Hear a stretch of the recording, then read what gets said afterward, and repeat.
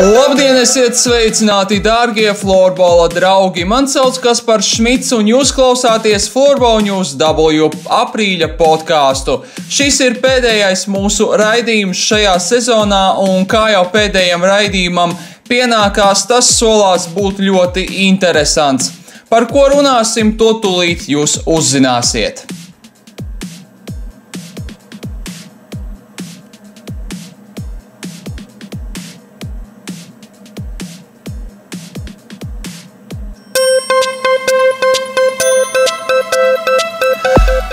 Floorball līgās sievietēm par čempionēm kļūst Rubene. Par aizvadīto finālu, virslīgas čempionātu un situāciju sieviešu floorballā saruna ar Kocēnu komandas aizsardzi Baibu Jurušu.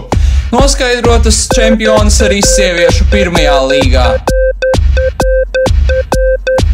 Lāmas Višņevskas pārstāvētā komanda triumfē pasaules spēcīgākajā floorball līgā.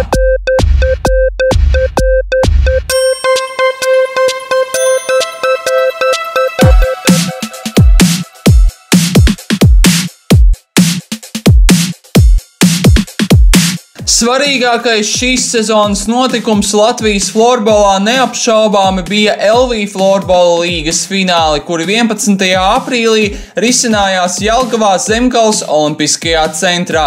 Par virslīgas čempionēm šajā sezonā kļuva Kocēnu Rubene, kas sīvā cīņā ar rezultātu 8-6 pārspēja floorball klubu Ķekava. Savukārt bronzas medaļas izcīnīja RSU, kas pagarinājumā ar 4-3 pieveica Ķekavas Bulldogus. Mačā par 3. vietu, kas sākās no rīta, rezultāts tika atklāts 13. minūtē, kad vārtus Buldadzēm guva Inga Ameters. Savukārt otrās trešdaļas sākumā Līga Vancāne panāca 2-0. Ļoti ilgu laiku skaitļus tablo saglabājās tie paši, tomēr 3. perioda vidū rīdzinieces sāka atspēlēties. 47. minūtē ar precīzu metienu izcēlās Santa Muceniece, bet nedaudz vēlāk vārtus guva Ieva Priede un Viktorija Gudino, izvirzot vadībā savu komandu 3-2. Pamatlaika beigās Ķekavas Bulldogs panāca izlīdzinājumu, un uzvarētāju noteikšanai bija nepieciešams pagarinājums, kurā pārākas bija RSU floorballistes, izcīnot uzvaru ar 4-3 un bronzas medaļas. Uzvaras vārtus 67. minūtē guva Viktorija Gudino. Jāatzīmē, ka galvaspilsētas klubs gan regulārajā čempionātā, gan izslēgšanas spēlēs nebija izcīnījis nevienu uzvaru, līdz ar to šis panākums uzskatāms par nelielu sensāciju. Bet pēcpusdienā laukumā devās un par čempiona titulu cīnīties sāka Rubenes un Ķekavas floorballistes. Rezultātu 6. minūtē atklāja kocēniešu uzbrucēja Zane Dārša. Tomēr pirmā perioda otrajā pusē ķekavietes atbildēja ar 2 precīziem metieniem, izvirzoties vadībā ar 2-1. Otrajā trešdaļā Kocēnu komanda atguva vadību 25. un 27. minūtē, izveidojot 2 pretuzbrukumus, kurus veiksmīgi noslēdza Baiba Juruša un Edīte Bankava. 3. periodā līdz 52. minūtei abas komandas divreiz apmainījās precīziem metieniem, bet vēlāk Rubene panāca stabilu pārsvaru 7-4 un likās, ka rubenietes jau var priecāties par zelta medaļām, taču 2 minūtes pirms pamatlaika beigām Ķekavas labā 2 vārtus guva Elīza Elizabete Bērziņa, atjaunojot intrigu šajā mačā 7-6. Ķekavietes metās atspēlēties, nomainot vārtsardzi pret 6. laukumu spēlētāju, tomēr viņām tas neizdevās.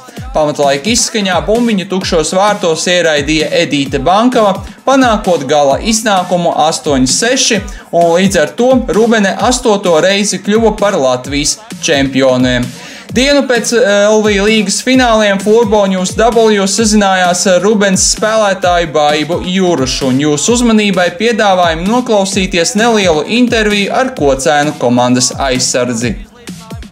Apsveicu tevi un Rubenes komandu ar izcīnīto čempiona titulu sīvā cīņā ar rezultātu 8-6 pieveikta Ķekava. 8. reizi esat kļuvušas par Latvijas čempionēm. Kā vērtē aizvadīto finālu? Skatītājiem ļoti interesants. Mums pašām straiks, stresa pilns, bet rezultāts pozitīvs. protams, ka mēs zinājām, ko iet Ķekavu, jo viņas pagājis bija priecājās par sudrabu, tad šogad viņām bija citi mērķi, protams, zelta medaļas. Es uzskatu, ka mums nostrādāja atkal tā pati pieredze, jo fiziski viņas, manuprāt, bija labākas vakar laukumā. Nu jā, vakardienas mačā jums diezgan smagi gāja, tur jāpiekrīt, sākāt veiksmīgi, bet pēc pirmā perioda atradāties iedzinējos ar 1-2, kas bija tas, ko jūs pārunājāt pirmajā pārtraukumā? Pirmām kārtām ļoti slikti bija tas, ka bija šis lielais pārtraukums pēc pusfināliem pilnas 3 nedēļas, kas arī, manuprāt, diezgan nospēlē lielu lomu. Un ar treniņiem mums arī bija salīdzinoši, pāris treniņus, ko mēs tā aizvadījām, un tad mēs paši fiziski kāds atsevišķi gatavojāmies. Bet pirmā periodā, kā vienmēr, mēs mēģinām ieskrieties un skrieties ar pretinieku, un otrā periodā mēs aprunājāmies un sapratām, ka mums ir jāspēlē savu spēli, mums ir jātur bumbiņā, jādiktē noteikumi laukumā, un tā, ka mēs sākām to darīt, tad mums radās tā pārliecība, un mēs varējām darīt laukumā to, ko mēs mākam. Nepatika tas, kad pretinieks meta un iemeta lielākoties visus golus, un mūsu vārdsargs nebija īsti gatavs vakardien 100% pašai labākai spēlē. Bet viss ir labi, kas labi beidzās. Otrajā periodā izveidojāt 2 labus pretuzbrukumus un izvirzījāties vadībā. Ko var teikt par šīm 2 epizodēm? Godīgi es neatceros, kas tie bija un kurā periodā iemets, parasti arī rezultāts nekad neatceros. Bet mums vairāk sanāk vienmēr izvilkt rezultātu no mīnus un uzvarēt, nevis būt uz pozitīvu rezultātu +1, +2 un tad šo te rezultātu noturēt. Tas, manuprāt, mums komandai ir daudz grūtāk. Bet, kā jau vakardien rezultāts liecina, tad, paldies Dievam, kad Edīta bija tur, kur viņai bija jābūt, jo pēdējās play-off spēlēs arī Edīta mums nebija darba apstākļu dēļ nevienā spēlē. Tā kā vakar mēs bijām pilnā sastāvā un, izdarījām to, kas mums bija jādara. Lai gan es pirms spēles nebiju pārliecināta un es zināju, ka mums būs ļoti grūta spēle. Kā jau te arī minēja, rezultāts lēkāja te +1, te +2. Pamatlaika beigās panācāt stabilu pārsvaru uz tablo 7-4 un šķita jau, ka mača liktenis ir izšķirts. Taču pēc tam sekoja 2 vārti Ķekavietēm un cīņa kļuva nervoza. Kas īsti notika ar komandu? Arī man radās pārliecība pie 7-4, kad var mazliet vairāk uzelpot un cepurnost pretiniecēm, cepurnost trenerim Henrijam, kurš riskēja un ņēma nost vārdsargu. Un reti, kad Latvijas sieviešu florbola līgā izdodās 6 laukuma spēlētāji spēlēja iemest pretiniekam, bet šoreiz viņām tas tiešām izdevās. Labi, ka vismaz viss tomēr beidzās laimīgi priekš Rubens. Atšķirībā no iepriekšējām sezonām šoreiz zelta medaļnieces tika noskaidrotas vienā spēlē. Kā vērtē šo jauno formātu finālspēlēm, vai tas ir labāks par iepriekšējām? Manuprāt, jā. Man pašai tas patīk. Pirmām kārtām tie ir vienreizēji florbola svētki visā Latvijā.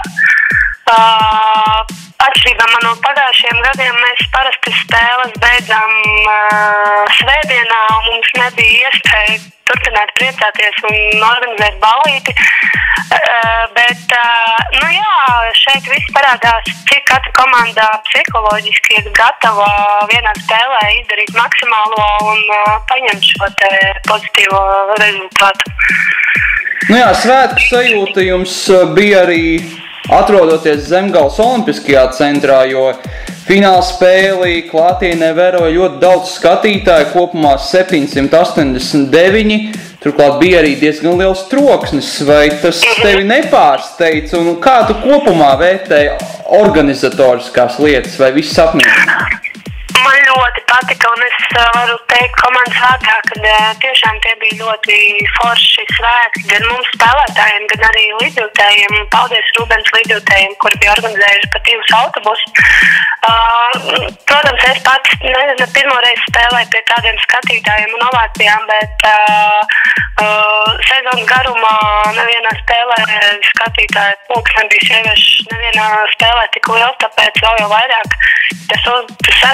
spēlētājs, saucamais skatītājs, viņš uzņem to pozitīvo stresu un emocijas un lādiņu, lai spēlētu pēc iespējas labāk.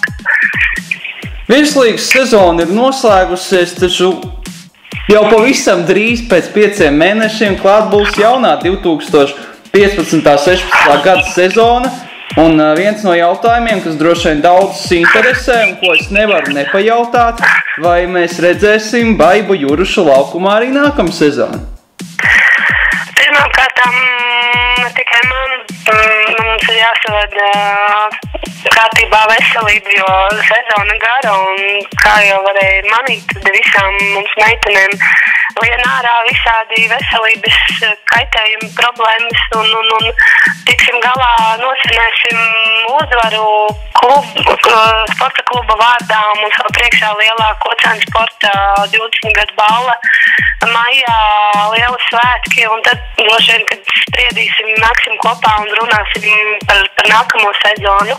Runājot par mani, mans prasības ir, ja es spēlēju maksimāli, arī trenējoties daudz, un šī sezonā, diemžēl, mums ar treniņiem bija diezgan liels problēmas, tieši Rīgas meitenēm.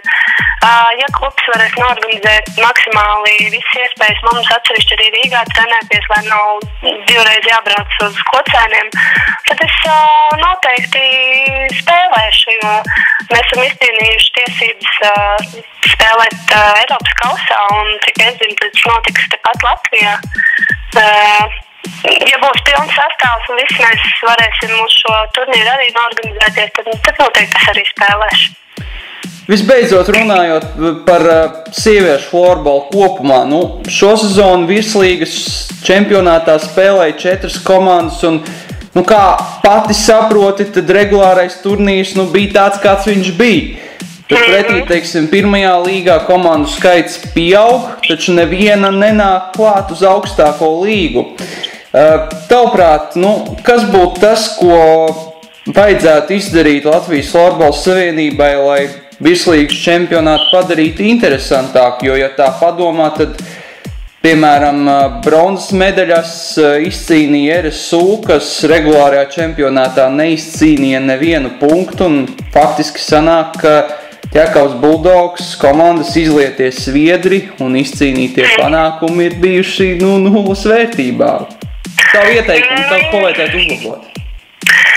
Pierreiz es gribēju apsveikt RSU meitenes ar šo te vienreizējo uzvaru, un pēc mūsu pēdējās pusfināla spēles es pie meitenēm iegāju ģērbtuvē un ar pārliecību teicu, ka viņas tik labi nospēlēja pret mums šo te 4 pusfinālus, kad es biju pilnīgi pārliecināta, ka viņas var uzvarēt. Un šī te vakardienas spēle, viņām ir šī vienreizēja iespēja beidzot tikt pie tās uzvaras, un es zināju, ka viņas arī uzvarēs. Protams, ka viņām grūti gāja, bet kāds tas nolikums šo sezonu ir tāds ir, un tur neko nevar darīt. Runājot par sieviešu florbolu Virslīgu vispār kā tādu, diemžēl tas ir ļoti smags jautājums par nākamo sezonu, un brīžiem gribas pat raudāt. Bet, ja godīgi, es nezinu, tur savienībai ir jānāk ar priekšlikumiem pašiem, jo vai apvienot ar pirmo līgu, mums noteikti būtu interesantāk, un es domāju, ka arī pirmai līgai būtu interesantāk, jo tieši godīgi spēlēt 4 ar 3 komandām Virslīgā, tas ir šausmīgi neinteresanti. Tas tiešām ir ļoti vienmuļi un visu laiku pret vienām tām pašām sejām. Manuprāt, ir jāapvieno, vai es tiešām nezinu, ļoti smags jautājums. Kas notiks, vai es esmu dzirdējis tādas runas, kad arī RSU, nezinu, varbūt pēc vakardienas pozitīvām emocijām kaut kas viņam mainīsies, bet cik man ir zināms, tad izteikt kaut kādas runas par to, kad arī viņas vairs nespēlēs Virslīgā. Redzēsim. Cerēsim uz to labāko, kad komandu skaits nevis samazināsies, bet tieši otrādi pieaugs, jo gribētos, ka tas čempionāts paliek interesantāks. Tieši tā, un pirmās virslīgas meitenēm, es domāju, ka būtu interesanti arī pret mums uzspēlēt, un tā jau tikai tas līmenis viņām arī augtu. Tā pašā laikā mums tomēr ir jāskatās, ka mums priekšā ir pasaules čempionāts, tā tad ir atkal jāveido jauna izlase ar jaunām meitenēm. Redzēsim, ceram jau uz to labāko. Labi, teikšu paldies tev par interviju un vēlreiz apsveicu ar izcīnītām zelta medaļām. Jā, paldies. Tā bija saruna ar Rūbenes aizsardzi Baibu Jurušu, un kā jau varējāt dzirdēt, tad pastāv iespēja, ka nākamā sezona komandu skaits LV līgā varētu sarūkt līdz 3. Cerēsim tik tiešām uz to, ka RSU komandai pēc bronzas medaļu izcīnīšanas plāni ir mainījušies, jo, ja čempionātā piedalās tikai 3 komandas, tad droši vien acīm redzot nekas cits neatliks, kā apvienot virslīgu un pirmo līgu, kur komandu skaits ir lielāks un čempionāts interesantāks. Un starp citu, arī pirmās līgas finālos gāja nemazāk karsti, un ar tiem arī turpinām. Pagājušajā svētdienā Oskara Kalpaka pamatskolā ļoti emocionālā gaisotnē tika aizvadītas Latvijas florbola čempionāta sieviešu pirmās līgas fināla spēles, bet pirms atskatāmies uz tām aplūkosim, kā tad komandām gāja pusfinālos, kuri notika aprīļa sākumā. Florbola klubs NND, kas ceturtdaļfinālā 3 spēļu sērijā pārspēja Krustpili, izrādīja diezgan lielu pretestību Rūbenei 1, tomēr neskatoties uz to, kocēnietis ar to veiksmīgi tika galā, izcīnot 2 uzvaras 4-2 un 9-2. Arī otrajā pusfināla pārī pietika ar 2 mačiem, lai noskaidrotu finālistes. Par tādām kļuva Rīgas Lauvas, kas ar 6-2 un 11-4 pieveica Liepū. Mačs par bronzas medaļām, kurā izkrustoja Liepājas Universitāte un florbola klubs NND, izvērtās ļoti rezultatīvs. Pirmā perioda sākumā abas komandas apmainījās precīziem metieniem, savukārt neilgi pirms došanās pārtraukumā rīdziniecēm vārtus guva Annija Aņikējeva un Alise Kazaine, bet otrās trešdaļas sākumā Agnese Saulīte panāca 4-1 galvaspilsētas kluba labā. Uzreiz pēc tam liepājnieces pārņēma iniciatīvu līdz pārtraukumam gūstot 7 vārtus, bet trešā perioda pirmajā pusē ieraidot vēl 5 bumbiņas Kristīnes Ieviņas sargātajos vārtos, panākot pārliecinošu pārsvaru 13-4. Līdz pamatlaika beigām NND florbolistes izcēlās ar 3 precīziem metieniem. Līdz ar to Liepū svinēja uzvaru ar rezultātu 13-7, izcīnot bronzas medaļas. Un tagad paklausīsimies nelielu fragmentu no pēcspēles intervijas ar Liepājas kluba aizsardzi Kristīni Mantenieci. Pēc pirmā perioda, nezinu, meitenes nebija gatavs, izstījās, ka spēlēja vārti, arī nebija nekāda īpaši. Bet Ģērta arī teica, ka jāiet priekš -2, tas nav nekas, ka mums ir jāiet, jāspiež un mums ir jāparāda. Jāizstāv ir tomēr pagājušajā pirmā vieta, bija jāizvalda. Un iznācām ar savādākām emocijām, spiedām, iemetām, līdz ar to es domāju, ka pretiniecēm katru golu ar vienu viņām pašām kritās ticību sev, tāpēc arī ir tāds rezultāts, bet spēle nebija viegla. Fināls, kurā par zelta medaļām cīnījās Rūbene 1 un Rīgas Lauvas, izvērtās ļoti aizraujošs. Pirmkārt jau tribīnēs, kuras bija pilnas, brīvu vietu zālē praktiski nebija, un šeit jūs arī varat redzēt dažas fotogrāfijas.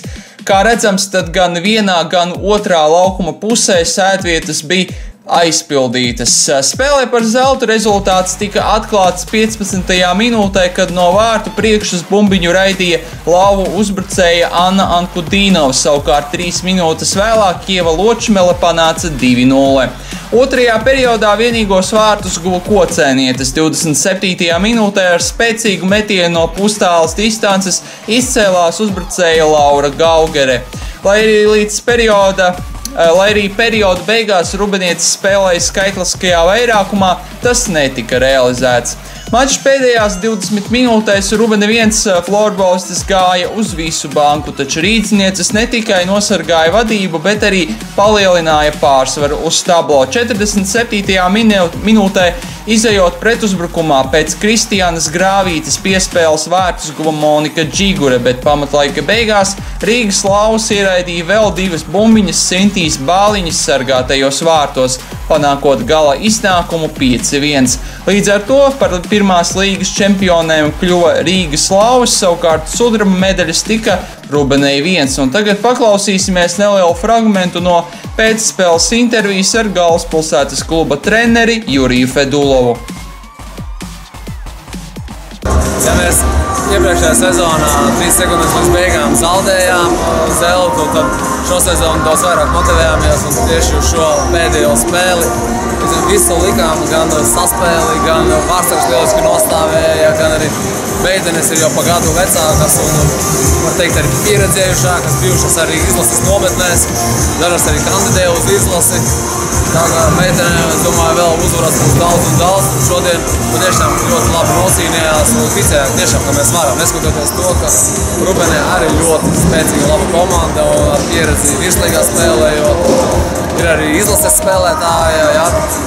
Bet meitenes malički saņēmās, nosīnījās. Rezultāts ir, varētu teikt, graujot 5-1. Tas bija Rīgas Slavu treneris Jurijs Fedulovs, un piebildīšu, ka pilnās intervijas maču video apskatus, kā arī video ar pamatlaika pēdējām 5 minūtēm un apbalvošanas ceremoniju jūs varat noskatīties mūsu YouTube kanālā youtube.com/floorballnewsw. Pagājušajā sestdienā Laumas Višņevskas pārstāvētā KS Mora IF devās cīņā par Zviedrijas Superlīgas čempiona titulu, finālā mērojoties spēkiem ar Randby Vasteres IBK. Finālā latvietes komanda izcīnīja uzvaru ar rezultātu 5-3. Rezultāts tika atklāts jau 3. minūtē, kad ar nelielu veiksmes palīdzību vārtus guva Terēze Karlsone, taču uzreiz pēc tam Randbyjietēm precīzi bija Mīra Vikmana, panākot izlīdzinājumu 1-1. Pirmā perioda beigās abas komandas izcēlās vēl pa reizei un dodoties pārtraukumā 2-2 uz tablo.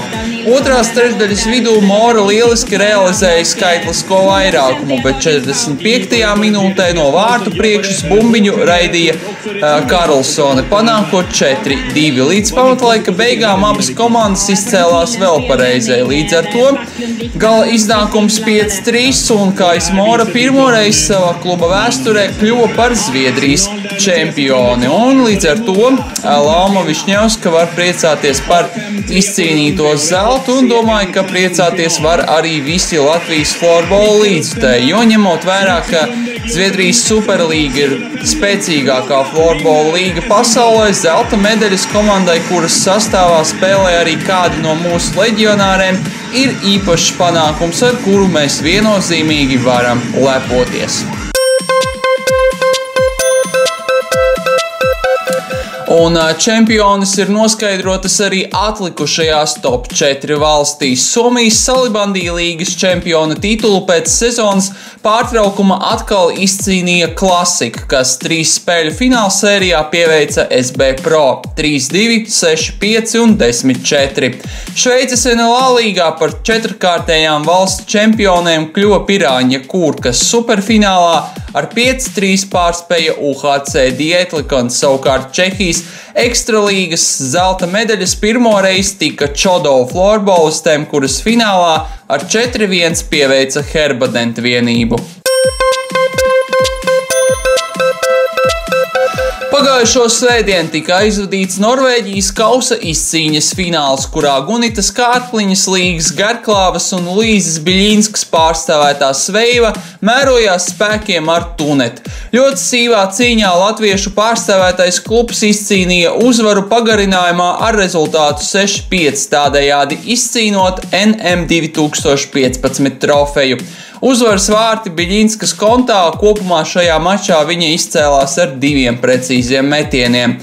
Jāatzīmē, ka aizvadītajā nedēļā Luīze Biļīnska tika atzīta par 2014.–15. gada Norvēģijas elites sērijas čempionāta labāko spēlētāju. Elites sērijā šosezon pārstāvot Norvēģijas čempionu vienību, viņa guva 33 vārtus un izdarīja 23 rezultatīvas piespēles.